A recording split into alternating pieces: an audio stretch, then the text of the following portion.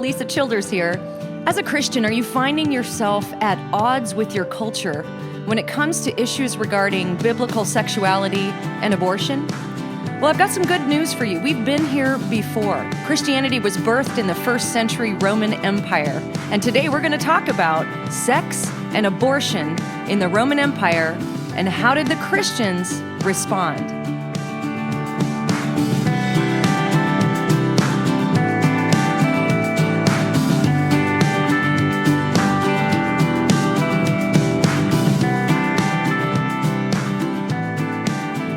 Oh my goodness, we have so much great stuff to talk about today. This is an issue that I've been studying pretty intensely for about a year, so I'm excited to kind of bring you some of the places I've landed on it, and I'm also going to be giving you some great resources as we go along so that you can do your own research as well.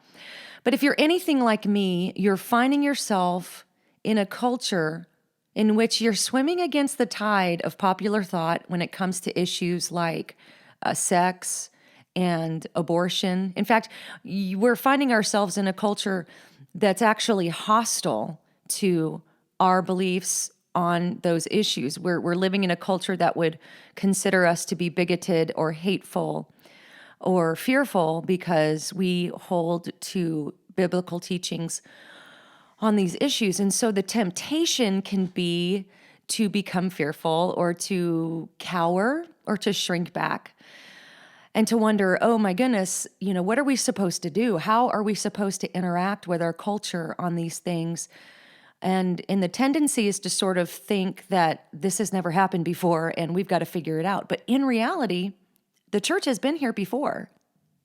The earliest Christians were in a similar spot as we're in now, only the difference is that their culture was much worse. I think there's the tendency sometimes to think, oh man, things are getting so bad. This is just the worst it's ever been in history. Well, actually, no, their culture was way worse, and they were facing even deeper issues of social tension and exclusion for the beliefs that they held. Because in our culture, it's understood and it's expected for people to have different political views and religious views.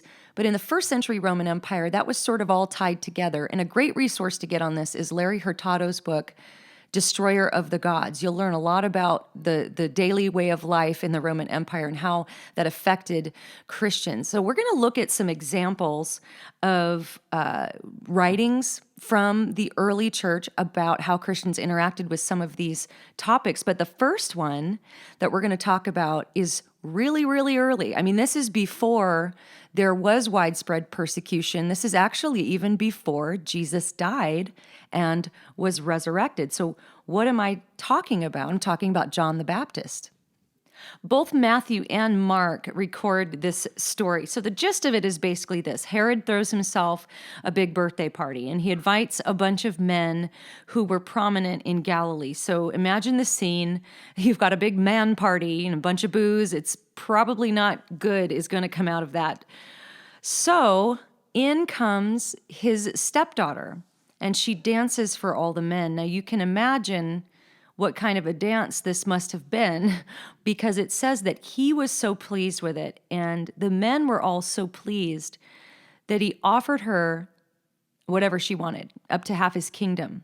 So she goes and she asks her mom. She says, what should we ask for? And her mom says, ask for the head of John the Baptist on a platter. So she does, and then Herod has to fulfill his vow to her, and then he goes and has John the Baptist executed and has his head delivered to her on a platter. So what is going on in this story? Why did Herod's wife want John the Baptist dead? Why had Herod thrown him in prison in the first place? Well, it wasn't for simply proclaiming the way of the Messiah or for some sort of general issue regarding his faith. And remember, this was, again, before Jesus was killed and resurrected, before any kind of major persecution had broken out against Christians. That hadn't even started yet. But he was in prison for challenging the sexual ethic of Herod. He called him out. He said, it's not lawful for you to have her. He was telling Herod that it wasn't lawful for him to marry his wife Herodias because she was his brother's wife. Now, ancient Jewish historian Josephus can tell us a little bit more about what was going on here. In his Antiquities of the Jews, he says this: Herodias took upon her to confound the laws of our country and divorced herself from her husband while he was alive and was married to Herod Antipas.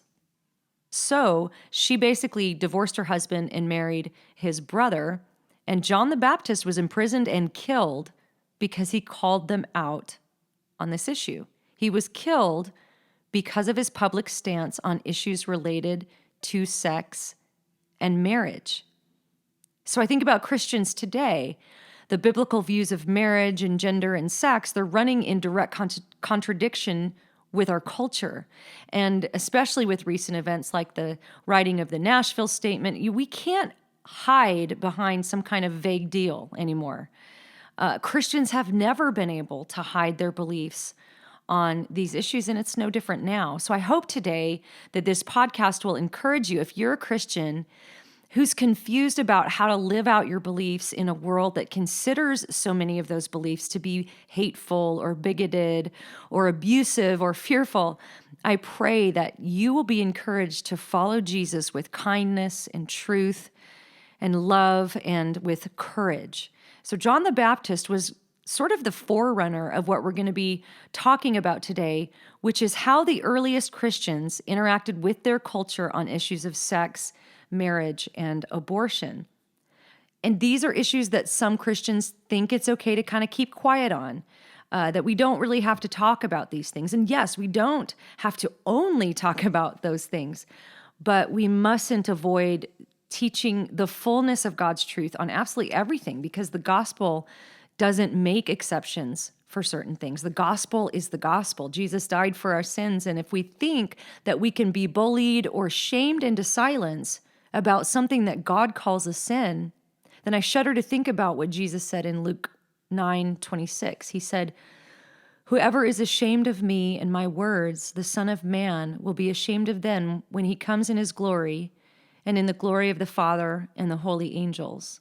And it's interesting the way Jesus words this, because it's not just being ashamed of him, but it's also being ashamed of his words, so of his teachings. And so, some people will say, in reference to certain issues regarding biblical sexuality, well, Jesus never spoke specifically about that one.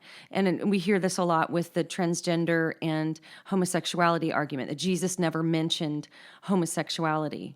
He actually did mention it when he mentioned sexual immorality in Matthew 15, and also when he defined marriage in Matthew 19. So in the context of first century Judaism, any sexual act outside of marriage was considered not lawful. And the word that Jesus used for sexual immorality covered all unlawful sexual acts, including sex before marriage, adultery, sex with animals, sex with members of the same sex. Anything outside of a marriage between a man and a woman was condemned by that culture and condemned by Jesus himself. So to kind of give us an example of this, recently the satire site Babylon Bee published an article with the title, "But Jesus Never Said a Thing About Felony Home Invasion."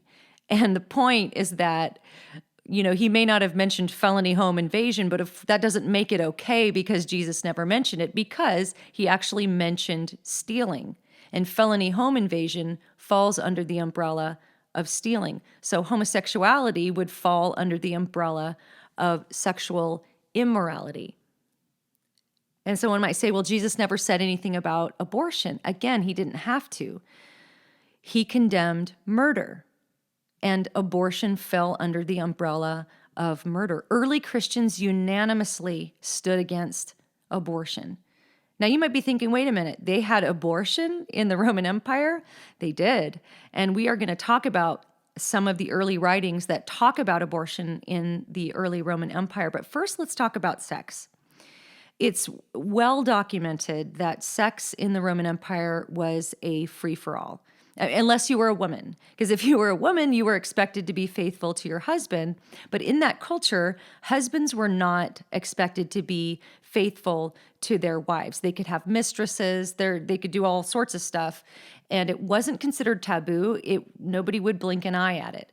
So it's well documented that in the first century Roman Empire, it was perfectly acceptable for men to have sex with other men, as long as the active partner was of a higher social standing. So a man could have sex with a conquered enemy or a slave, but it would have been taboo for a man to have sex with another man of equal status. Now, there are certainly exceptions to this, but this is a mentality that goes way back deep into history, back to ancient Assyrian cultures even, and ancient Egyptian cultures, that the sex between a man and another man was totally fine as long as you were the active partner and the person that you were having sex with was of a lower social class.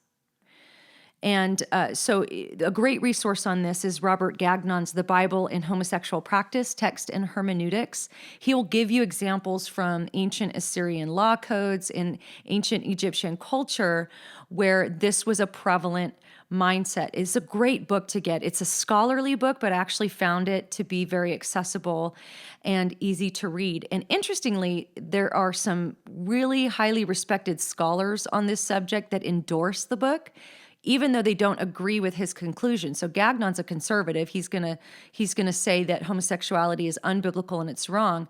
But he's got these prominent scholars in the same field saying, we don't agree that homosexuality is wrong, but we do agree with Gagnon's conclusions about what the Bible teaches about homosexuality. So they would just kind of throw the Bible out and say, therefore, we don't accept the Bible. But they do endorse his book as good scholarship. So in the Roman Empire, it was perfectly acceptable for a man to have sex with a man of lower status. And this wasn't necessarily considered homosexuality in the way that we would define homosexuality today in our culture. So the primary expression of homosexuality in antiquity was of a more abusive nature. There was the master-slave type homosexual relationship, and then there was pederasty, which was when an older man would have sex with younger boys. This was very, very common in the Roman Empire. And just as a side note, there are many people who would say that because the primary expression of homosexuality in antiquity was abusive, that they didn't have any idea of what a loving and monogamous same-sex relationship was, which is more how we would define homosexuality today. And therefore, the loving and monogamous type is okay with God. It's okay biblically. And I just have a couple of things to say about that. Number one, the claim that they had no idea what a loving, monogamous same-sex relationship was is actually demonstrably false. There are many examples throughout history, even up into the church fathers' writing, of loving, monogamous same-sex relationships and even same-sex marriage. Now, again, it wasn't common. It wasn't the primary expression, but it definitely was a known concept. But even if it wasn't, most scholars, and I'm talking atheist scholars, gay scholars, most scholars that specialize in sexuality in antiquity and the New Testament will tell you that even if they had no idea about a loving same-sex monogamous relationship, Paul still would have condemned what we define as homosexuality. So there's really just one group that's trying to change that, and that's the revisionists, the Christian revisionists that have sort of started popping up since about the 50s to kind of try to change the biblical narrative, whereas even gay scholars themselves will tell you the Bible condemns homosexuality.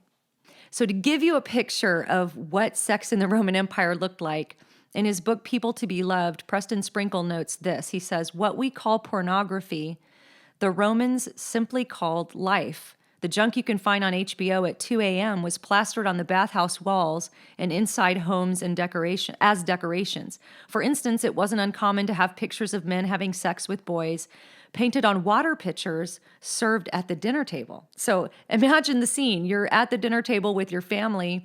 You pull out your water pitcher, and etched into it is an image of a man having sex with a boy or an orgy or something like this. Was very, very common. So you can imagine how far the mindset of the culture had gone for that to just be so normal that it's etched onto your water pitchers at the dinner table. So in contradiction to culture, Christianity prohibited all of this behavior and only allowed sex between a married man and a woman. And interestingly, in Christianity, the men were also expected to be sexually pure, not just the women. So Christianity actually elevated the status of women because they held men to the same standard that the greater culture held women to, which is unheard of. So the early Christians were very countercultural when it came to sex. They did not think it was fine to just be silent about this, obviously from the example we even saw with John the Baptist, which predated all of these other Christians who were facing this in their culture. So let's talk about abortion. Rodney Stark, who's a very respected sociologist of religion, and here's what he wrote about abortion in the early Christian life. He said, once married, pagan girls had a substantially lower life expectancy, much the difference being due to the great prevalence of abortion, which involved barbaric methods in an age without soap, let alone antibiotics. So he's noting that abortion was prevalent in that early culture, and it actually made the life expectancy of Christian women to be higher because they weren't having abortions. And in that culture, it was the men who made the decisions about the abortions. If the pregnancy would end in abortion, it was the man who would make that call. So men would command their wives or their mistresses or their daughters to have abortions. And Rodney Stark also notes that even Plato and Aristotle both advocated mandatory abortions, whether that was just to limit family size or for whatever other reason. So going way back into history again, abortion was very common and very accepted. So this isn't like a new thing that culture's accepting abortion. We've always faced this as Christians. Church historian Bruce Shelley notes in his book Church History that there were situations in which a Christian woman was married to a pagan man who would demand that she have an abortion. Now imagine you're a Christian woman in this culture. You've come out of a pagan life. You've found the love of Jesus. You're living your life as a Christian, and your husband demands that you have an abortion. Well, Bruce Shelley notes that usually the Christian women refused. They said, we're not going to do that. So you can imagine the tension that would create in the home for the woman to make a stand for the biblical position on abortion. It was probably extremely difficult and most likely resulted in abuse, I'm sure, in lots of different situations. So being a Christian, specifically being a Christian woman in certain situations, put people in very precarious spots. So let's go through some documentation in the Roman Empire and early Christianity about abortion. So there's the Didache, which is a first century manual of church teachings. And it says this: thou shalt not murder a child by abortion, nor kill them when born. Now, what is that talking about, nor kill them when born? Well, there was a Roman custom called child exposure. And if the child was unwanted and wasn't aborted, they would just leave it out to die. Now, this was common. This was incredibly common, that if you didn't abort your child, but you didn't want it for whatever reason, you would just leave it out to die. Now, that sounds horrific to us, right? But this was accepted by virtually everybody in culture. These family men would go put their babies on a garbage dump and come home and have dinner with their families. I mean, this was common. So why would they do this? Well, in his book, Destroyer of the Gods, that I mentioned earlier, Larry Hurtado noted that one of the reasons people would leave their infants to die rather than abort was so that they could select the sex. Remember, this was a time before sonograms. You couldn't really find out the sex of your child before it was born. So often, if the baby was a girl, because that was less desirable than having a boy baby, they would leave her out to die. Church historian Philip Schaff writes this about the Christian reaction to child exposure in the Roman Empire. He says, it resisted with all energy the exposition of children who were then generally devoured by dogs and wild beasts, or if found, trained up for slavery or doomed to a life of infamy. In regard to the Roman practice of child exposure, several Christian apologists early on spoke out against it. So you have the author to the Epistle of Dionysius, Justin Martyr, Tertullian, Arnobius, and others. They weren't the only ones, but they all spoke out with indignation, really, against this practice. Philip Schaff notes that no pagan or heathen philosopher had even come close to making a statement like that. So let's again compare the culture. It was the Christian apologists that were speaking out against this, saying this is wrong.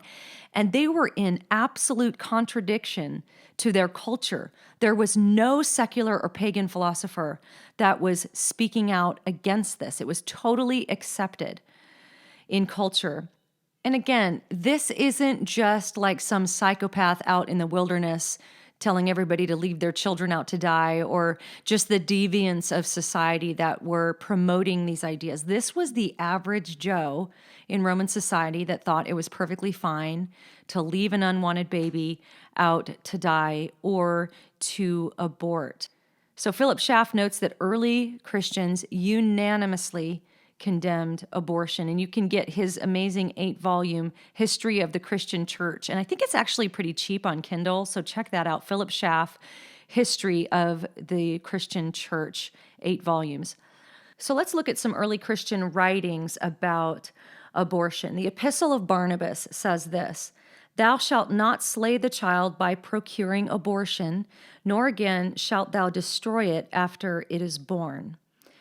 Church Father Athenagoras said, "And when we say that those women who use drugs to bring on abortion commit murder and will have to give account to God for the abortion, on what principle should we commit murder? For it does not belong to the same person to regard the very fetus in the womb as a created being, and therefore an object of God's care, and when it has passed into life, to kill it, and not to expose an infant because those who expose them are chargeable with child murder, and on the other hand, when it has been reared, to destroy it." So if you will go on Amazon and get the complete Ante-Nicene and Nicene and Post-Nicene Church Fathers collection, it is an amazing resource. You really, really need to get this resource.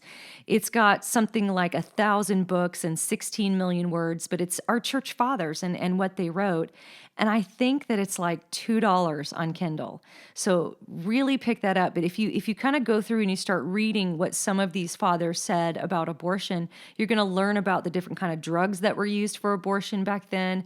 In fact, one early church historian noted that they used plants to induce abortion. So get that resource and you can learn a lot more. But from there, we learn from Tertullian that he said this: "The embryo, therefore, becomes a human being in the womb from the moment that its form is completed. The law of Moses indeed punishes with due penalties the man who shall cause abortion, inasmuch as there exists already the rudiment of a human being, which has imputed to it even now the condition of life and death." Later on, St. Jerome said, "Some, when they find themselves with child through their sin, use drugs to procure abortion, and when, as often happens, they die with their offspring, they enter the lower world laden with the guilt not only of adultery against Christ, but also of suicide and child murder."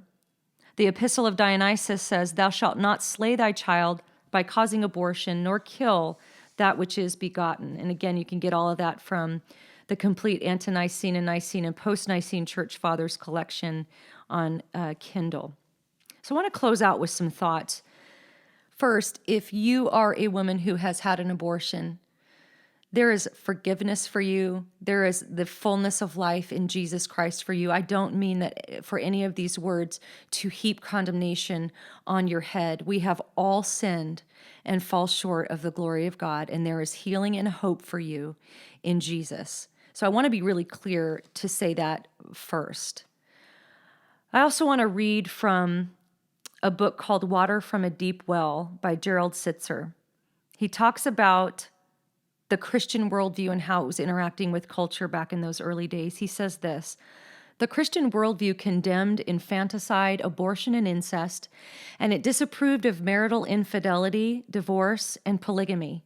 Instead, the Christian community valued both chastity and marriage, which applied equally to men and women. And he goes on to talk about how the Christian practice of their beliefs contradicted their culture.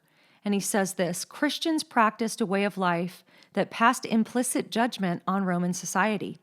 Forced to choose between Jesus and Caesar, Christians for the most part chose Jesus, confessing him as Lord.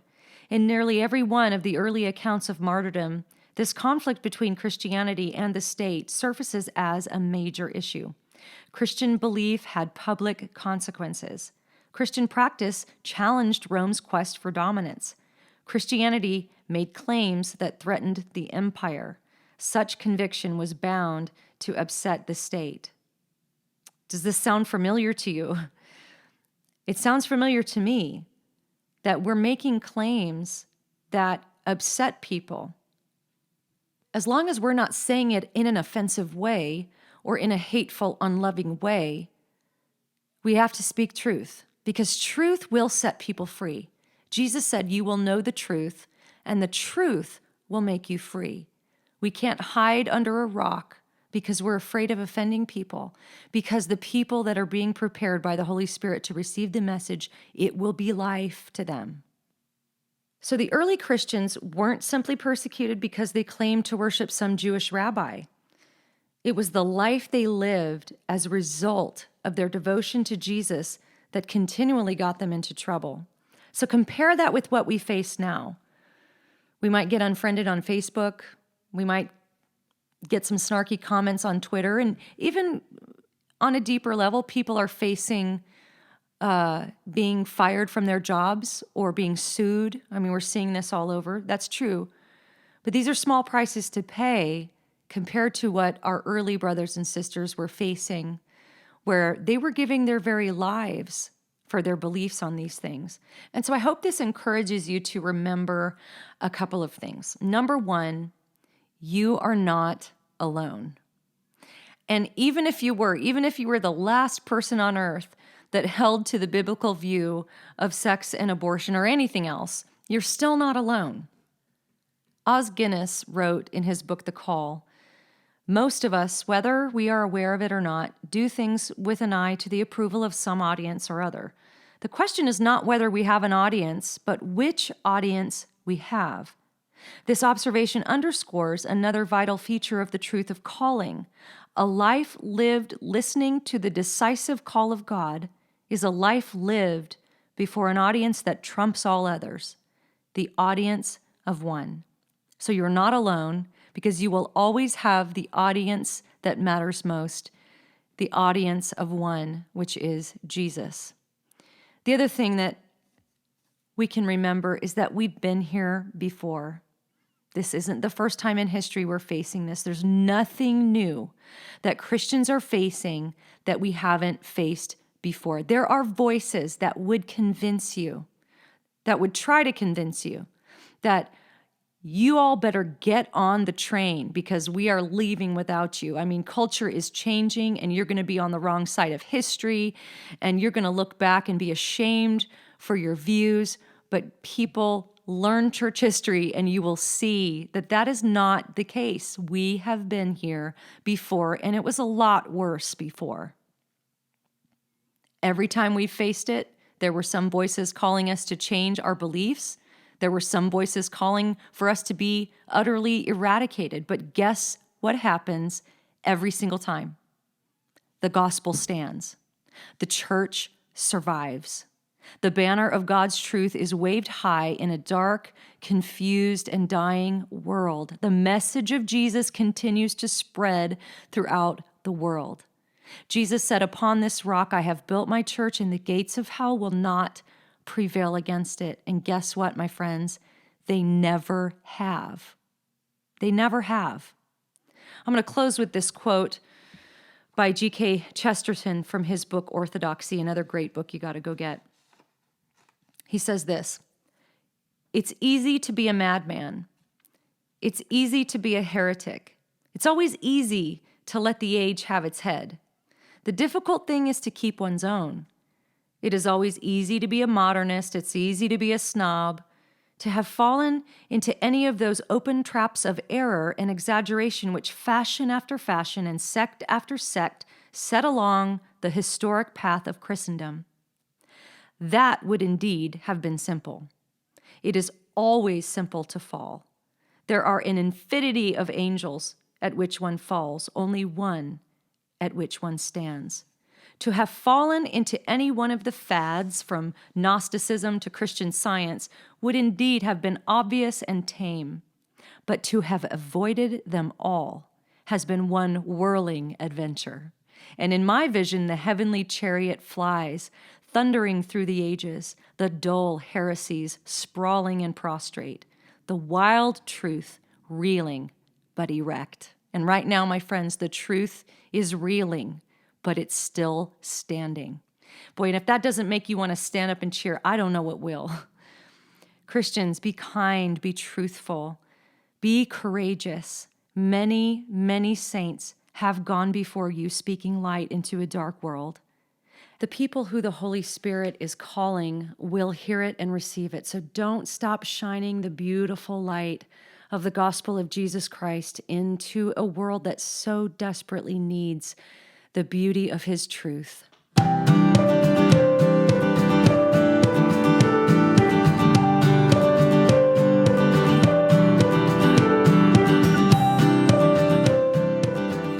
If you enjoyed listening to this podcast and would like to sign up to receive my blog posts and podcasts by email, you can go to alisachilders.com and click the subscribe button. Or you can simply subscribe to the Alisa Childers podcast on iTunes.